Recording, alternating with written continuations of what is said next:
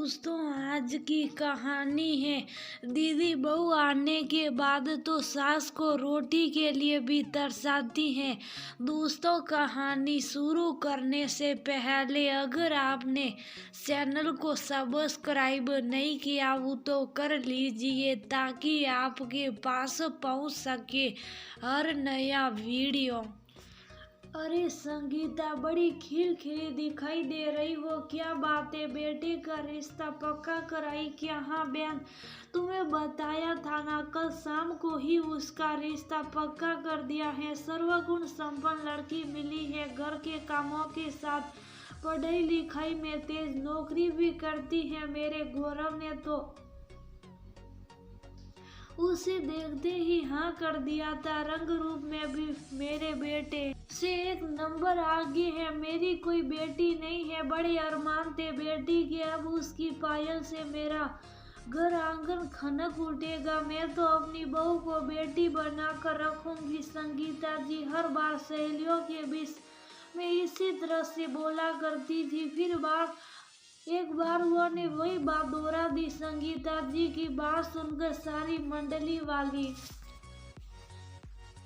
महिलाएं जल भून गई। अब ये तो होता ही है ना, मोहल्ले में नई बहू आएगी तो बाकी सबको अपनी बहुओं में और कमी नजर आएगी, साथ में तुलना भी की जाएगी। अब जब संगीता जी की बहू सर्वगुण संपन्न है, ये सुन सबने कुछ न कुछ बहू की विषयों में बोलना शुरू कर दिया। बहू बहू होती है, तुम सही उससे कितना भी लाड़ दुलार करना, सिर पर भी बैठा लोगी ना, तो भी वह कभी बेटी नहीं बन सकती। मेरी मानो तो बहू को बहू ही समझना, वरना तेरे सारे अरमान धरे के धरे रह जाएंगे। सहेली सुषमा बोली, अरे बहन, हम तो भुक्त भोगी बेटे, जिस दिन वह तुम्हारा बेटा छीन कर ले जाएगी, यही बेटा जब तुम्हारी बात अनसुनी कर तुम्हारी बहू के आगे पीछे डोलेगा ना, यही मंडली में आकर रोने लगोगी। एक सहेली विमला बोली, और फिर इसकी होने वाली बहू तो नौकरी भी करती है, इसकी एक ना सुनेगी। आजकल के लड़कियों को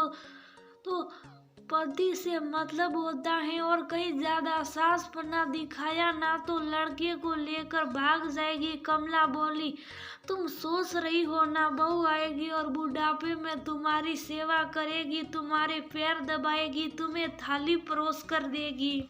ऐसा कुछ नहीं है, आजकल उल्टा सास ने बहू को थाली लगा लगा कर खाना खिलाती है। बेचारी संगीता सोच रही है, बहू के रूप में बेटी घर आएगी, तुम्हें तो वह चूल्हे में झोंक देगी और अपनी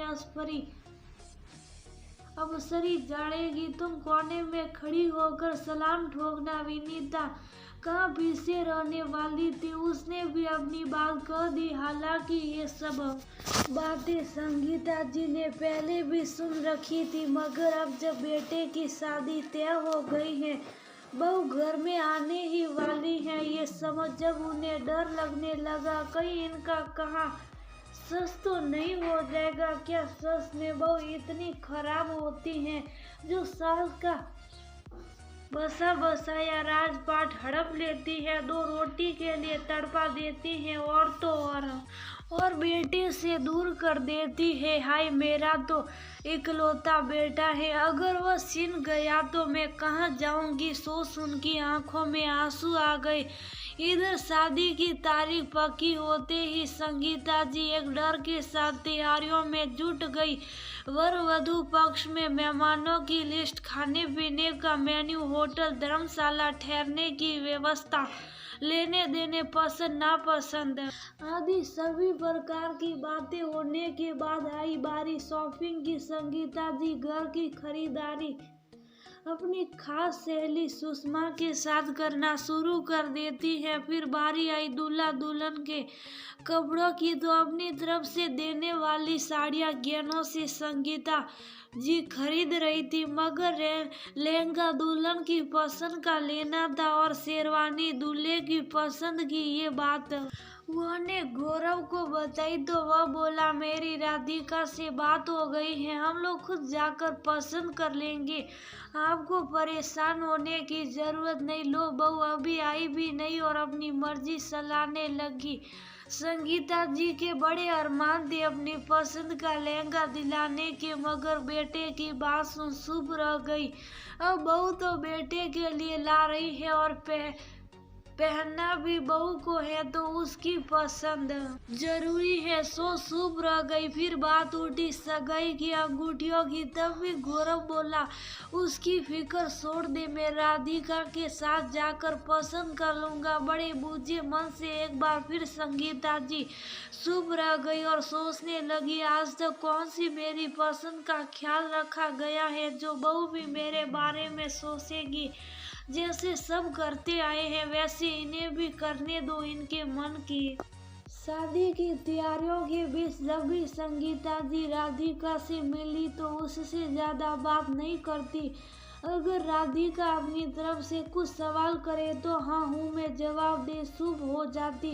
राधिका को ये बात बहुत खल रही थी। उसने सोचा शादी के बाद मुझे गौरव के साथ साथ अपनी सासू माँ का भी साथ चाहिए होगा। पिछले एक महीने में उनसे कोई वार्तालाप भी नहीं हुई, हालांकि वह खुद नौकरी में व्यस्त रहती थी। उसने ध्यान नहीं दिया, मगर इस बार उसे उनकी सुबह थोड़ी खलसी रही थी। तभी संगीता जी ने अपनी तरफ से देने वाली साड़ियों को राधिका की माँ को दिखाते हुए कहा, देखिए हम 11 साड़ियाँ सटाएंगे, सभी एक से बढ़कर एक है। अगर राधिका कुछ और खरीदना चाहे तो हम वह भी दिला देंगे, या फिर साड़ियों का रंग पसंद ना हो तो हम बदल सकते हैं। आप चिंता न करें मम्मी जी, सभी साड़ियों के रंग और डिजाइन बहुत सुंदर हैं, मुझे सब पसंद है। अच्छा एक बात बताइए, आपने फंक्शंस में पहनने के लिए क्या क्या खरीदा है? एकदम से अपनी होने वाली बहू के मुंह से ऐसा संगीता जी सौंक गई, क्योंकि इन सब तैयारियों में उन्हें क्या पहनना क्या सोचना ये सोचना तो भूल ही गई। फिर कुछ संभलती हुई बोली, अलमारी तरह तरह की साड़ियों से भरी पड़ी है, कोई भी निकाल कर पहन लूंगी। आखिर शादी में दूल्हा दुल्हन को देखा जाता है, मुझे कौन देखने वाला है? अरे ऐसे कैसे, आखिर आप दूल्हे की माँ है, किसी महारानी से कम थोड़ी ना है। आप पर तो सबकी नजर रहेगी। एक काम करते, हम दोनों मिलकर शॉपिंग चलते और आपके लिए नई साड़ियाँ खरीदने। पहले तो उन्हें कुछ समझ में नहीं आया, फिर धीरे से वो ने हामी भर दी और चल पड़ी दोनों खरीदारी करने। कुछ ही घंटे में दोनों ने मिलकर सुंदर बनारसी साड़ी, पैठनी, एक सुंदर राजपूती ड्रेस भी ली। साथ में लेडी संगीत के लिए राधिका ने उन्हें खूबसूरत का गाउन दिलाया।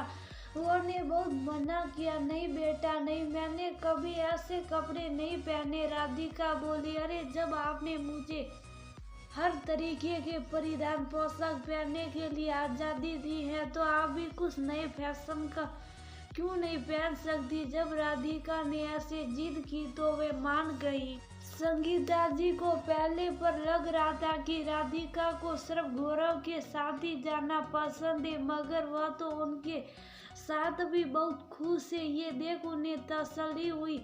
संगीता जी बहुत थक गई थी और जोरों की भूख भी लग रही थी। तब राधिका तुरंत उन्हें एक रेस्टोरेंट में लेकर गई और बोली, लीजिए मम्मी जी मेन्यू कार्ड, अब आप अपनी पसंद का खाना ऑर्डर कीजिए। एक बार फिर संगीता जी अचरज में पड़ गई और बोली, अरे बेटा, आज तक हमेशा तुम्हारे पापा जी या गौरव ने ही खाना ऑर्डर किया है, मुझे तो ये सब नहीं आता, तो अब कीजिए।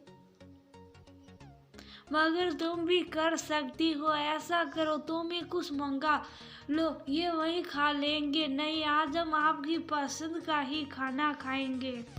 ऐसा सुन संगीता जी की आंखों में आंसू आ गए, क्योंकि आज से पहले उनकी पसंद के बारे में किसी ने नहीं पूछा था। घर में तो हमेशा सास और पति और बच्चे की पसंद का ही खाना बनाया। फिर जब भी कई बार खाने जाती तो पति और बेटे ही ऑर्डर करते थे, कभी उनसे नहीं पूछते थे कि आपकी पसंद का कुछ मंगाए।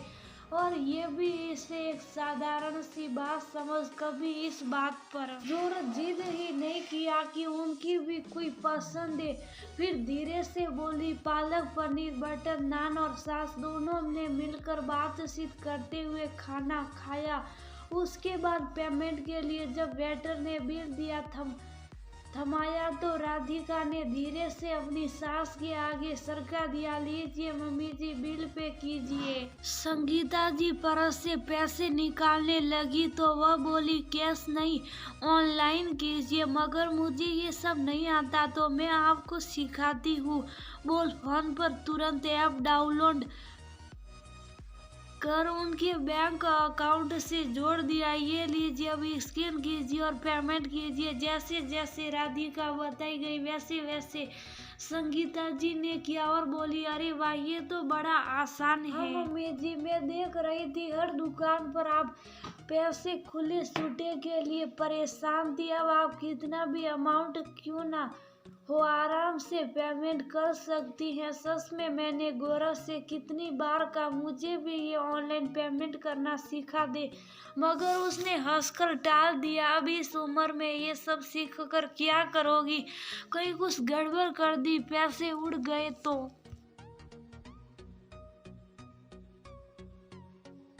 इसलिए आप तो कैश रखा करो। ऐसा बोल मुझे सिखाया ही नहीं। मुंह लटकाते हुए बोली, कोई बात नहीं, अब मैं आ गई हूँ ना, आपको हर वह काम सिखाऊंगी जो आप सीखना चाहती हैं। साथ में आपकी पसंद का ख्याल भी रखूंगी।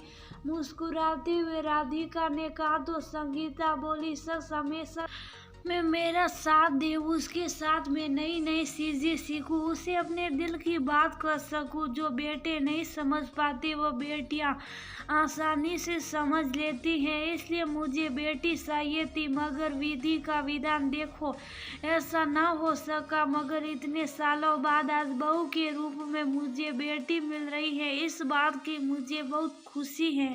राधिका बोली, मम्मी जी, मैं भी बहुत खुश हूँ कि मुझे दो माँओं का प्यार मिलेगा। मगर आपको देखकर ऐसा लग रहा है था जैसे कोई बात आपको परेशान कर रही। वहीं जाने के लिए आपको अपने साथ लेकर आई। माना मेरी शादी आपके लड़के के साथ हो रही है, मगर मम्मी जी, मुझे उस घर में रहना तो आपके साथ ही है। इसलिए जितनी जानकारी मुझे गौरव के साथ करनी थी उतनी ही आपसे भी तो करनी थी। और मुझे आपके साथ सारा दिन बिताकर बहुत अच्छा लगा।